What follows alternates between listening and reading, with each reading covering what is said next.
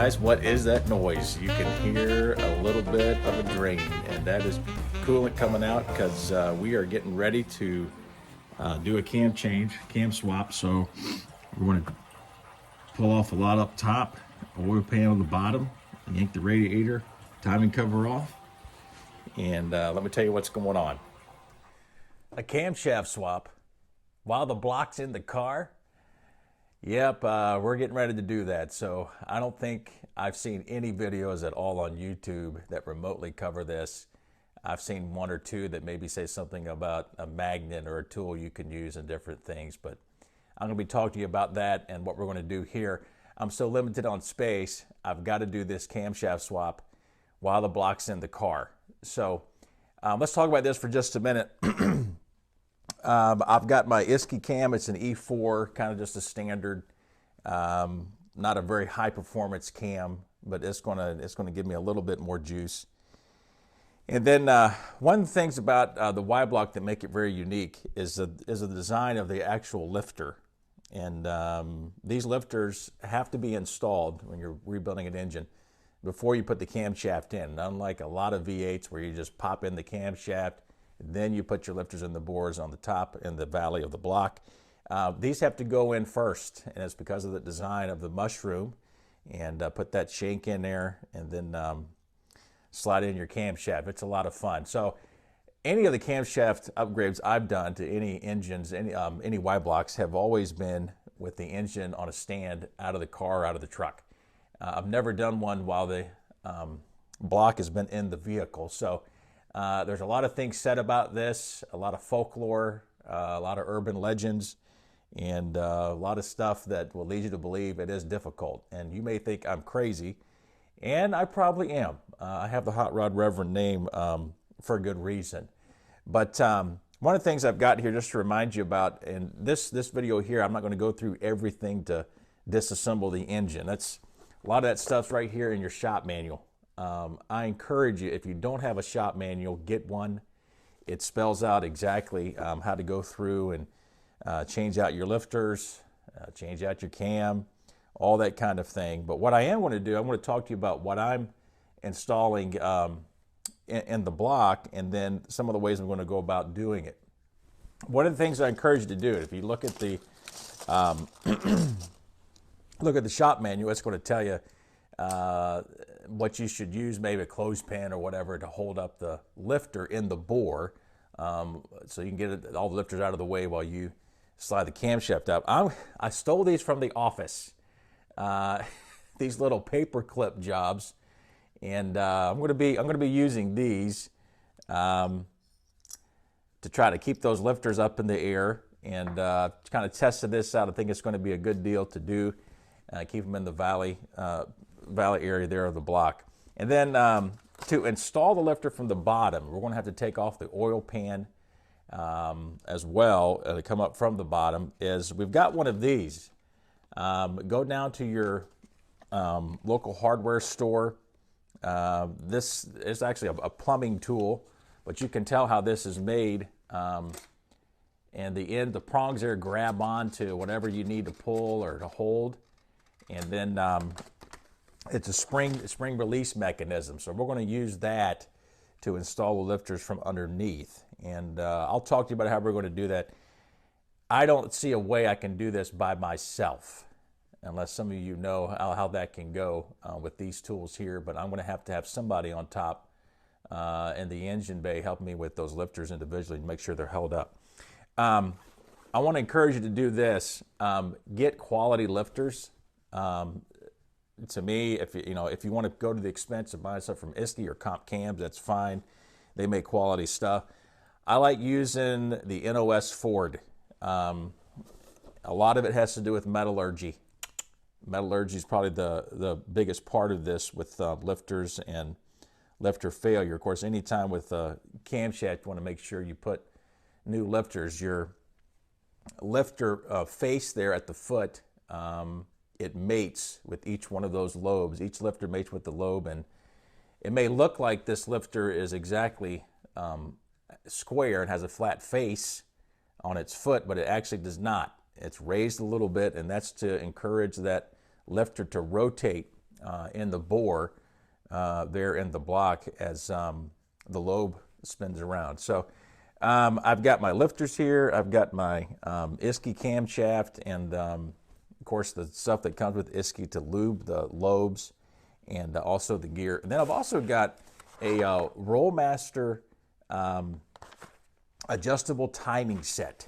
And one of the reasons for this, I'm going to go ahead and see. We're going to try to degree this cam while it's in the car. It may be difficult to do. I'm going to try to pull that one off, and we'll see if we can get that done.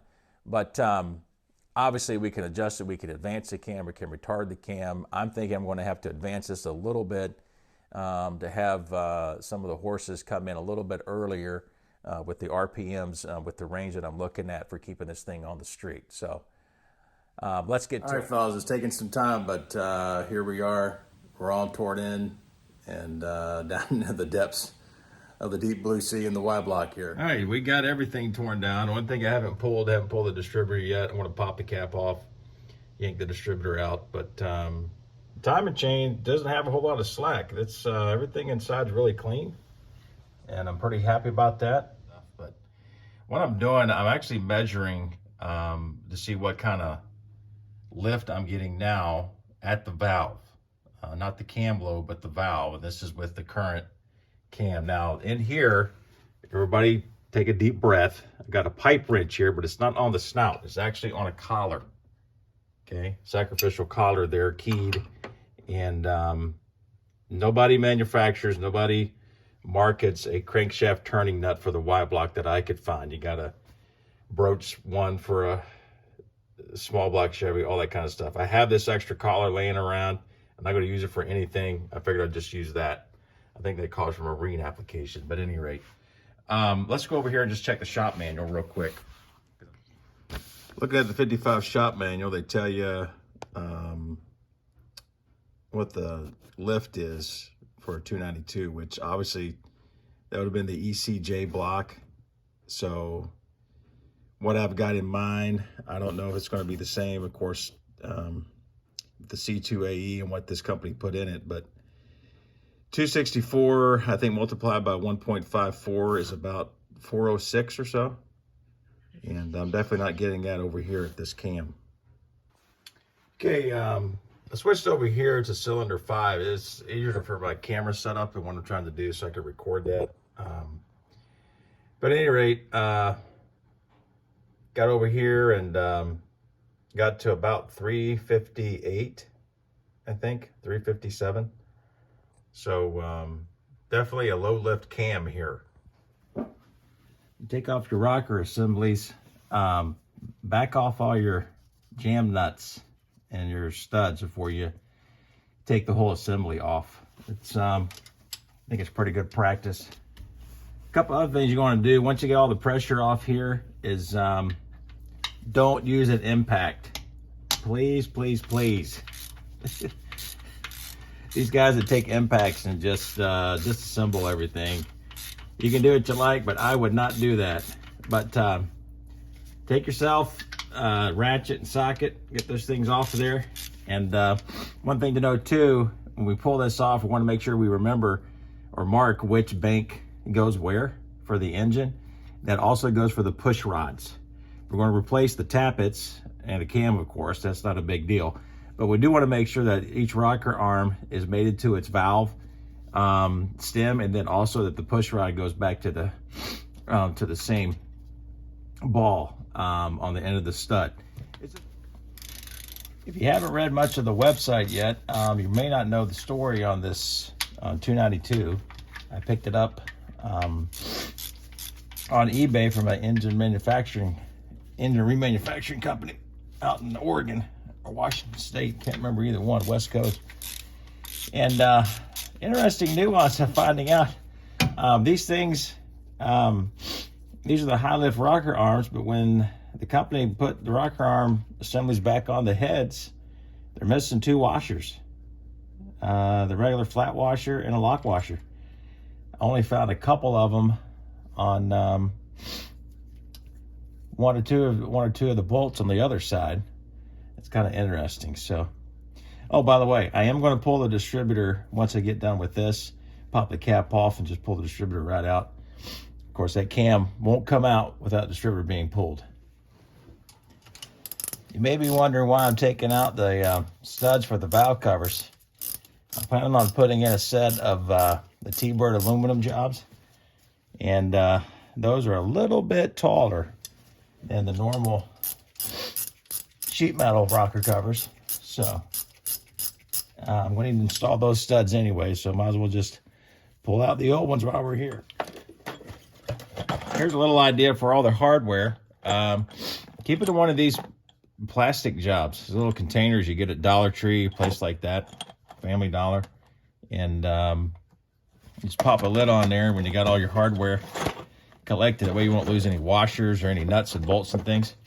You take a magic marker right on top of it, and odds are it's not going to be erased or wipe off with oily film anytime soon, and you'll have all you need right there. Okay, just hooked up a dial indicator here, and I'm on the exhaust, as you can tell. And the exhaust here is at 256 or so. Yeah, 256 is what that's sitting at. You can read that right there. So obviously just a stock cam, and nothing big here, but I am interested to do this same little procedure here when I get the new camshaft installed. All right, remember what I said about saving the push rods? If you had a good set of push rods, yeah, save them. But these are the solid type. Oh boy. So these are coming out, and I'm just going to go with steel tubular. There's no sense in continuing to run these solid jobs that have a tendency to bend. So at any rate, if you are going to save your push rods or use them again, obviously you're going to want to keep them in order. This is ultra simplistic, but I think you get the idea. The reason I like this labeling is I want to check these and make sure none of them are bent. I can already tell, I think on cylinder 2, let me see here, one of them's bent. Let's see, yes, cylinder 2 on the intake. You can see that shiny part right there. That's where it rubbed up against part of the head, I'm sure. But this sucker right here, you probably see just by the naked eye, that thing's bent. So I don't know why. I assume it's going to be valve stuck a couple times. I don't know, but of course I don't know when it happened, of course. But I did notice this on 2 and 3. The plugs I pulled out had a lot of carbon on them. So something more to check on here. Okay, this is kind of difficult to do. I hope you can see. What we're looking to do is to get the dot there on the cam gear, and of course the dot on our crank gear to line up like you normally do to set the timing. That it kind of shows up in your manual. I'll probably try to put a screenshot up there for you too, so you can see. So I want to do this before I pull the crank gear off and pull the cam gear out. But let's go ahead and spin this around, then we'll put them in position. Just make it a little bit easier on us when we want to everything ready. I'll say this is a whole lot easier when the spark plugs are out. Try to spin this sucker around. So let me count and see here what we've got. 1, 2, 3, 4, 5, 6, 7, 8, 9, 10, 11, 12. All right, we're good. We're lined up. So we're going to go ahead and take off my collar that I've been using to spin this thing. Keep the snout free from any scuffs or nicks. And take out that large Woodruff key, and then we'll take off the front here. But when we do that, we're going to show the lineup too of all that hardware that's in there. You want to keep that the same when you reinstall your cam. Okay, I think I got the camera set up half decent here, trying to get some light on the subject. Everything else, you know how that can be. But at any rate, you want to make sure when you take these off, you remember, take the hardware off, remember how it goes. You don't want to lose any washers. But Be good to take some pictures if you're doing this, or if you get some video, whatever you might need will probably work good. But there's your main bolt and washer, of course. That comes off. And then you're going to have, you pull off this eccentric. Don't forget that inside of here is also another washer. No, you can see that there on camera. Hopefully I'm holding it for you. If not, we'll do it again. But the way that this was put on here, the bevel's out. I didn't do this. I'm going to check my notes. I think the bevel may have to be in. But anyway, when you get in here too, I'm going to cut the camera off in just a minute. Maybe I can just fast forward or something if we have to do that. But you want to make sure you get all these washers and all the hardware in the correct alignment. So maybe best if when you take this off, just go ahead and put it kind of how it went off, how it went, just to put it back on there. What I was trying to say is that so if I can get this off here, there's a washer between your eccentric. You can see that there. Of course, it's keyed as well, how much light we got. But anyway, just try to remember how these things go on. Then it should just slide off a little bit. Of course, these things are on the Woodruff key, so they could be a little on the tight side.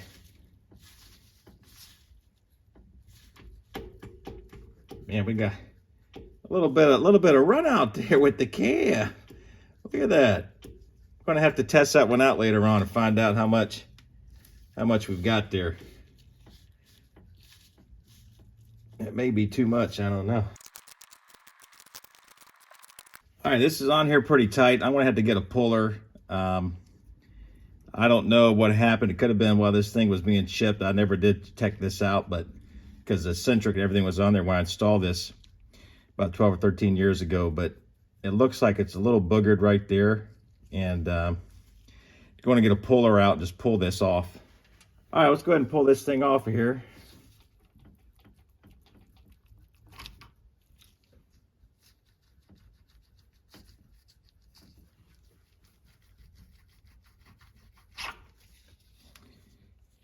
Crank gear,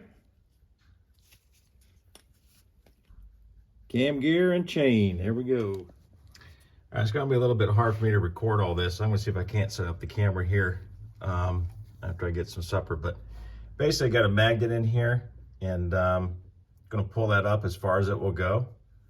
Okay, and of course, you can tell with the lifters,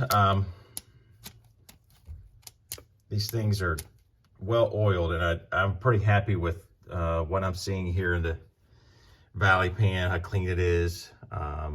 Underneath the valve covers, everything's pretty wet. The timing gears, very nice. Everything doing well. But what I've got these little clips here from the office that we're going to use. So let's see if I can rig up the camera, just kind of show you how you do this. Just obviously, I'm going to pull it up with the magnet, get it in position there, as high as up as it will go, and then put this clip around the shank and pray it holds. I want to try to see if I can't rig up the camera some way so you can tell, but basically we got our first clip on there, and you can see where the shank's up there, as high as it will go.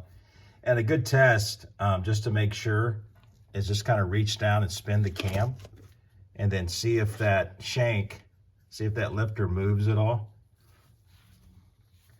while you're spinning the cam back and forth. If you see any bump at all, you know you don't have enough clearance yet. All right, I got my magnet here. I know it's pretty small, but it still does the trick. Using one of these pickup tools, bring that lifter all the way up, and then take your clip, open it up as it will go, and just kind of slide it on right there. What you can do when you have it on there is just double check and make sure that You can spin this around, obviously.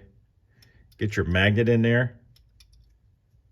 What you're going to do is hold that lifter up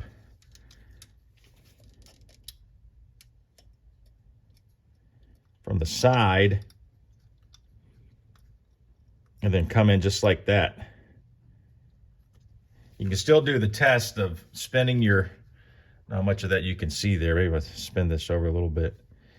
Just to show you one more time, let me get a clip here. Ladies at the office will never be the wiser.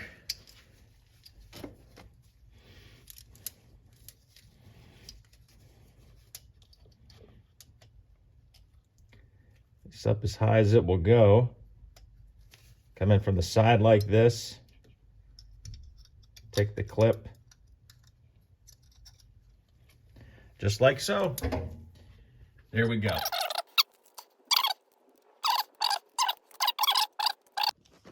Okay, let's just check. I'm not trying to bore you with all this, but I did want to show you one thing. Way back there in the back, using those style of clips would be very difficult to do. I did have to put a clothespin in there, as you can tell. And of course, the distributor gear is out completely, so that you can see it's off the cam gear way back there in the back. So we can pull that camshaft out. But they're all set, all ready to go. And once again, just spin that, make sure there's nothing going on back there as you can pull it out. We're going to remove those 2 bolts, kind of simplistic and easy to do.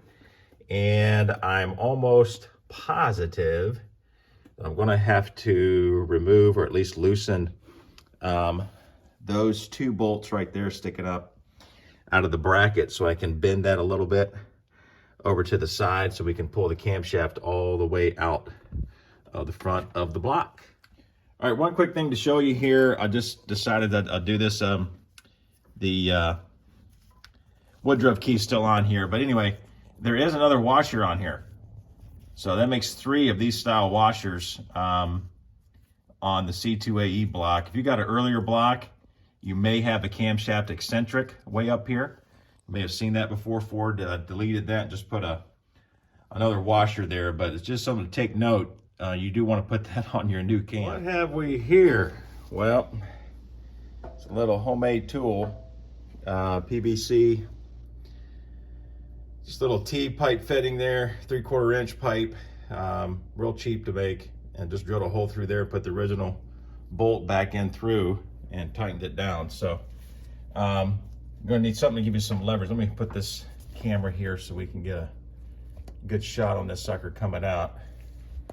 And hopefully she'll come out. It won't be any issue, but we've already got the, you pull out of the way. She's in there pretty tight, I'll say that. There she goes. Try to make sure you don't damage your bearings. Come through here straight as possible. Slide it through those. There we go.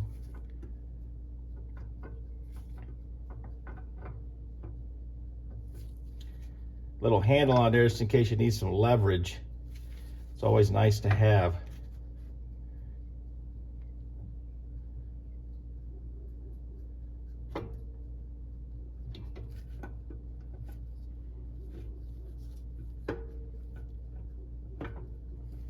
Come on, Bessie.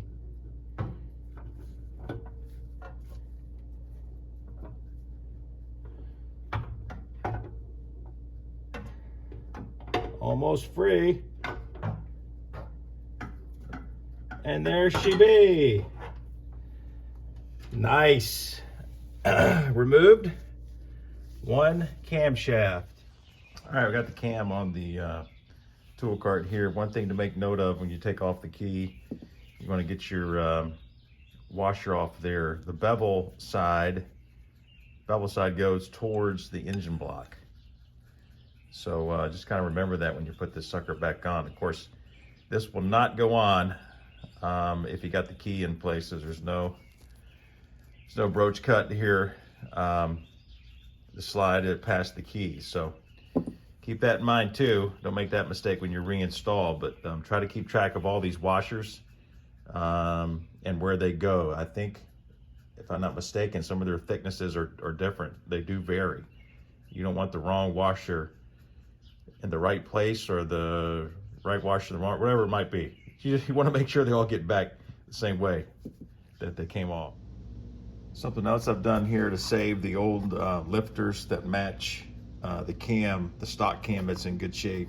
I've got each cylinder numbered, and of course exhaust and intake and where they go, so that I can close up the box and keep it. This is just a couple of boards in here, a couple of 1-bys, and a drilled out 1/2-inch holes for them. Be easier to keep it this way. All right, fellas, that ends part 1, and we're just going to stop right there. The video is long enough as it is. Part 2, what we'll do, we'll just show dropping out the lifters and putting the new lifters in, carrying on with everything else, putting the new cam in, degreeing that, get everything buttoned back up, and hopefully in part 2 we can also show you getting back on the road. It's going to take a little bit. I've got to do some exhaust work on this car, also some brake work, so I don't know how much longer part 2 is going to be before it's finished, but enjoy part 1 for now.